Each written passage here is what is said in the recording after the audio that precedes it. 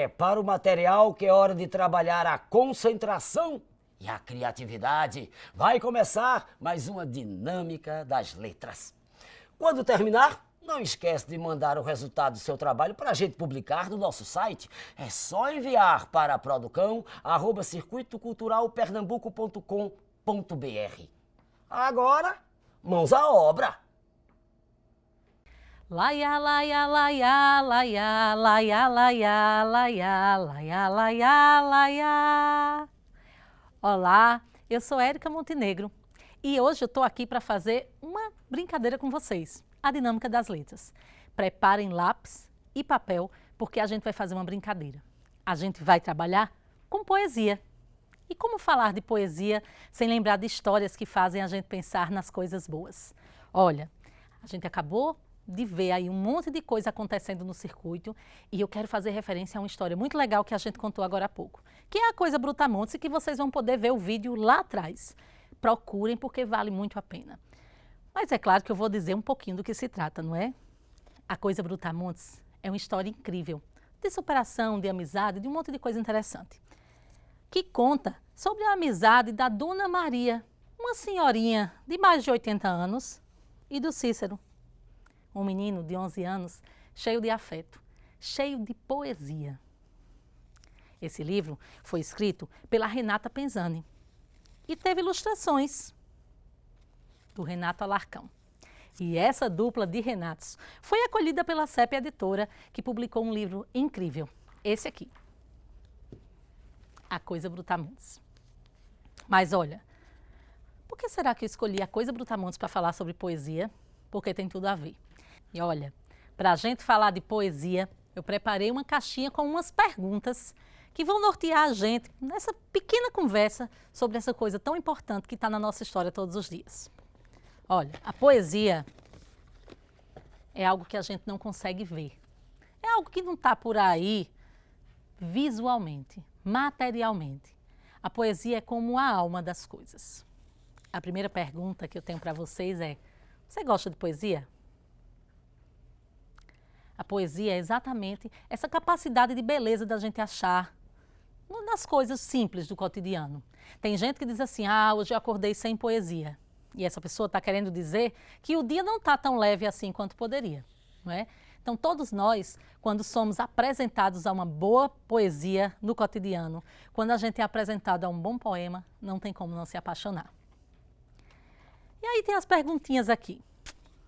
Para que serve a poesia, o poema? E para que serve a rima? A rima é exatamente o que dá sonoridade ao poema. E a gente vai entender que poema e poesia são coisas bem diferentes. E para ser poema, o que é que tem que ter? Aí eu vou ilustrar aqui para a gente. O poema é um texto de estrutura fixa, não é? No sentido de que ele precisa ter uma organização estética. Existem alguns tipos de poemas, como por exemplo a literatura de cordel, e que tem que estar tudo certinho. Mas existe a poesia livre, que a gente pode escrever à vontade sem se preocupar sequer com a rima. Então, quando a gente vai pensar em poemas, a gente vai pensar em muitas possibilidades. A poesia é o que vai dar alma a esse texto. É através da poesia que a gente consegue sentir o que quem escreveu estava sentindo. E é através da poesia que a gente vai dizer se aquele texto nos tocou, não é? A estrutura do texto, que geralmente está organizada em estrofes, não é? Vai ter aqui os versos. Então aqui, por exemplo, eu vou usar a estrutura da literatura de cordel. Na verdade, a estrutura de uma quadrinha, né? Eu tenho aqui 4 versos dentro desta estrofe.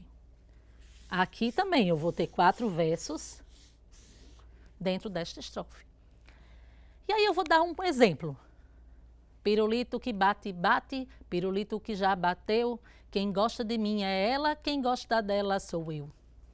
Esse poema, né, que foi musicalizado, que tem brincadeira, que está lá na nossa infância, é um poema porque tem essa estrutura das estrofes, como eu mostrei para vocês, e tem 2 coisas importantes, fundamentais para a poesia, que é a rima, que dá essa sonoridade, tá? E aí, Para ser poema, tem que ter essa estrofe? Não necessariamente, porque eu posso ter os poemas diferentes, como por exemplo o soneto, que eu vou ter 2 quartetos e vou ter aqui embaixo 2 tercetos. Então, as estruturas dos poemas são muito variáveis, né? Mas em todos eles a gente vai encontrar a poesia. E aí a gente pode se perguntar, o que é prosa? A prosa é esse texto que está lá escrito, mas que não tem essa preocupação com a estética. Ele está escrito direto, como a gente faz lá na escola, quando a professora pede para a gente escrever uma história sobre alguma coisa, fazer uma redação, produzir um texto. Geralmente a gente escreve em prosa, a não ser quando a gente se preocupa com as rimas. Só tem poema escrito? Será? Não.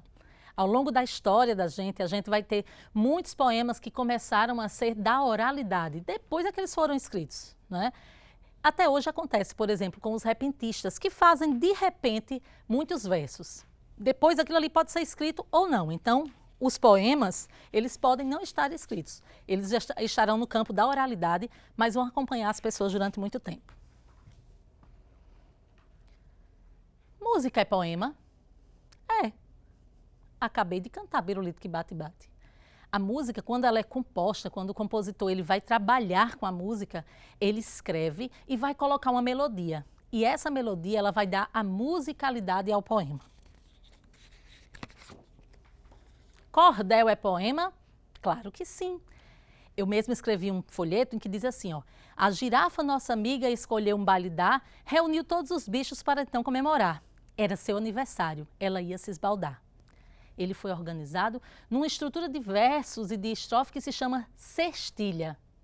Então, a literatura de cordel é uma das manifestações mais bonitas sobre a poesia e sobre os poemas. Vale a pena vocês, crianças, adultos de todas as idades, lerem bastante literatura de cordel, porque a gente consegue ver a essência do poema e da poesia. E a minha pergunta, né? Se você sabia o que era um poema, que volta agora, é para a gente pensar quantos poemas a gente já escreveu. Quando a gente quer escrever uma carta de amor, quando a gente quer mandar uma declaração de agradecimento para nossa mãe, para a professora, para um amigo, a gente certamente procura as melhores palavras. Então, um poema vai ser aquele texto que está organizado nessa estruturazinha aqui e que vai trazer as palavras mais bonitas. E são essas palavras que vão dar ao poema um clima de poesia. Poema e poesia são a mesma coisa? Não, não são. Porque o poema é a estrutura do texto e a poesia é a alma. É aquilo que está encampando tudo que está lá em torno daquele texto. E por último, o que é uma estrofe? É essa organização aqui. Então vamos escrever um versinho, só para a gente não esquecer, e aí pegue papel e lápis para você também treinar. Eu posso dizer assim, criança gosta de livro,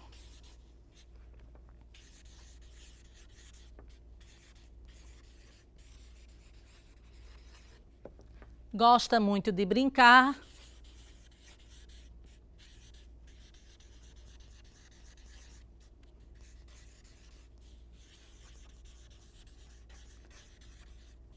mas criança gosta mesmo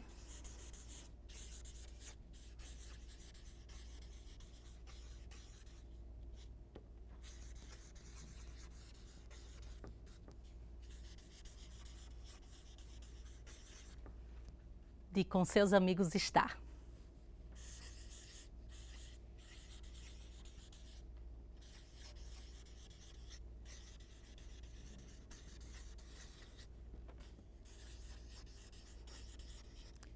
E aqui a gente tem uma coisa muito legal para a gente perceber.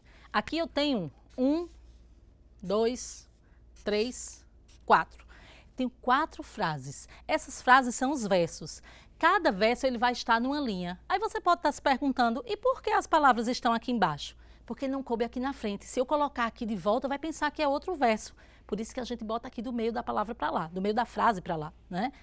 E aí quando a gente escreve essa, dá até para brincar com musicalidade. Lembra do pirulito que bate, bate? A criança gosta de livro, gosta muito de brincar, mas criança gosta mesmo de com seus amigos estar. E aí a gente pode usar outras brincadeiras. Por exemplo, lembra de batatinha quando nasce, espalha a rama pelo chão, menininha quando dorme, põe a mão no coração? Pois é, essa é uma forma da gente também brincar com um recurso da literatura de cordel, que é a contagem de sílabas poéticas num recurso que a gente chama de métrica. E aí você pode lembrar de batatinha quando nasce. Coloque aí no seu papel em casa, certo? Coloca aí no seu papel em casa e vá lembrando, meio que fazendo uma paródia, sabe? Uma paródia. Aí você vai lembrando de batatinha quando nasce, espalha a rama pelo chão, menininha quando dorme, põe a mão no coração. E você pode escrever outra. Por exemplo, vamos escrever aqui agora. Quem tiver uma boa história... Vou usar a melodia do pirulito que bate-bate, tá? Mas vocês vão perceber que vai dar certinho, porque as duas estão na mesma métrica. Quem tiver uma boa história...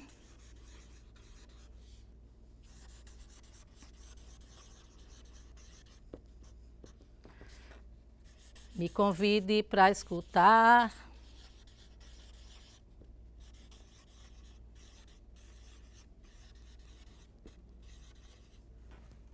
Vou ficar bem quietinha.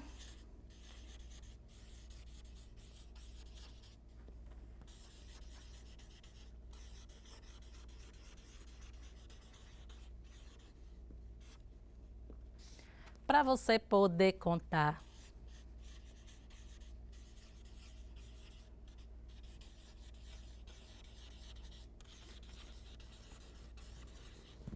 Vamos ver se deu certo? A gente vai fazer a brincadeira das palmas, tá?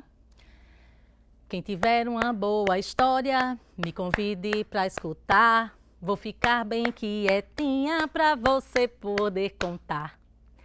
Então, pegue o seu lápis, seu papel e escreva. Não se preocupe se está certo ou errado. Lembra lá da melodia do Batatinha quando nasce ou do pirulito que bate-bate e você vai conseguir escrever um monte de poesia legal para presentear toda a sua família, seus amigos e quem mais você quiser.